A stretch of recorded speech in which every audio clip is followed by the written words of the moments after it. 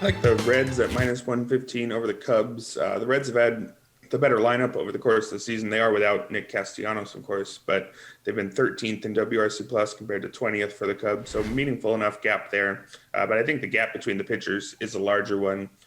Tyler Mahle, who's been touched on before, I think he's turning into something close to a true frontline starter. 3.92 ERA isn't elite, but again, the park in Cincinnati is one of the most hitter-friendly parks in the league. So you give him a bit of, you forgive him for some of that. The underlying numbers, though, are great. 29.2% strikeout rate. Once you start getting up close to 30, I think you get really excited there.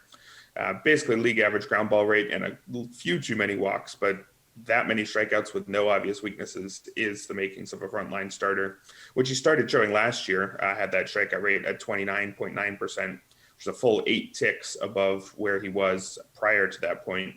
Last year, though, he walked too many guys and didn't keep the ball on the ground at all, ground ball rate under 30%. But he's really become a well-rounded, I think, again, frontline starter this year. Zach Davies, on the other hand, is the epitome of a back-end starter. 4.30 ERA seems to be better than he deserves, according to most of the ERA estimators. 15.5% strikeout rate, far too low in the modern era. And it's not like he does anything else great to make up for it. He's walking way too many guys suddenly this year. Typically, he has good walk rates, but this year, just about 12%. It's far too high for a guy who, again, can't strike guys out. And he's not an elite ground ball guy either. That profile can work if you're a sinker baller who has a ground ball rate approaching 60% or something like that, but he's at 44.6%. So really just nothing to get excited about with Davies. That gap between the pitchers is, I think, much larger than a minus 115 would suggest.